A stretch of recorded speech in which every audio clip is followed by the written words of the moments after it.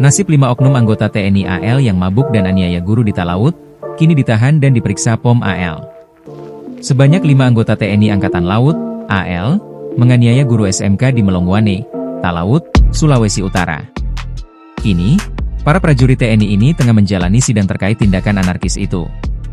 Penganiayaan ini sempat memicu amarah masyarakat. Bahkan, warga mendatangi Makolanal meminta penjelasan 5 anggota TNI AL aniaya guru SMK bernama Berkam Saweduling. Sebelumnya diketahui, peristiwa bermula saat Berkam Saweduling sedang memancing di area pelabuhan Melongwane. Saat itu, muncul sekelompok orang yang berteriak-teriak dalam kondisi diduga mabuk. Ketika didekati, korban menyadari bahwa kelompok tersebut merupakan oknum anggota Lanal Melongwane. Merasa terganggu, korban menegur para oknum tersebut sambil merekam kejadian menggunakan ponsel. Karena saya merekam, mereka langsung memukul saya. Saya dikeroyok sampai jatuh, tapi tetap dipukul dalam posisi terjatuh, ungkap korban. Akibat kejadian tersebut, korban mengalami luka dan langsung dilarikan ke RS Malah untuk mendapatkan perawatan medis. Insiden tidak berhenti di situ. Sekitar pukul 1 WITA, sekitar 30 anggota keluarga korban mendatangi dermaga kapal untuk meminta pertanggungjawaban. Namun, kedatangan mereka justru memicu cekcok yang berkembang menjadi pemukulan kembali. 6 anggota keluarga korban dilaporkan menjadi korban pemukulan oleh sekitar 20 oknum anggota TNI AL. Pasca tuntutan masyarakat yang mendesak adanya kejelasan dan penindakan, POM AL bergerak cepat mengamankan para terduga pelaku. Kelima oknum prajurit tersebut diduga terlibat dalam aksi pemukulan terhadap Berkam Saweduling, yang diketahui merupakan seorang guru SMK di Melongwane, Talaut, Sulawesi Utara.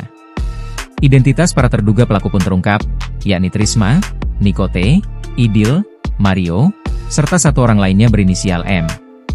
Komandan Kodaeral 8, Laksamana Muda TNI Deri Triyesananto Suhendi, SE, MTR Ops, menegaskan bahwa seluruh oknum yang terlibat akan diproses sesuai hukum yang berlaku, sebagai bentuk komitmen TNI AL menjaga disiplin dan profesionalisme institusi.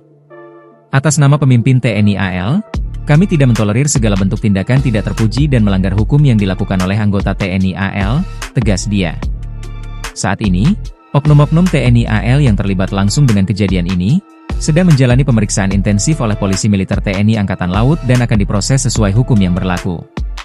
Saat ini, situasi di Melongwane telah kembali kondusif, ujar dia.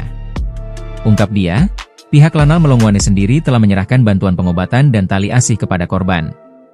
Selanjutnya, Lanal Melongwane melakukan koordinasi dan mediasi dengan pemerintah daerah, tokoh adat, tokoh masyarakat, tokoh agama, serta keluarga korban, untuk menyelesaikan permasalahan ini secara kekeluargaan.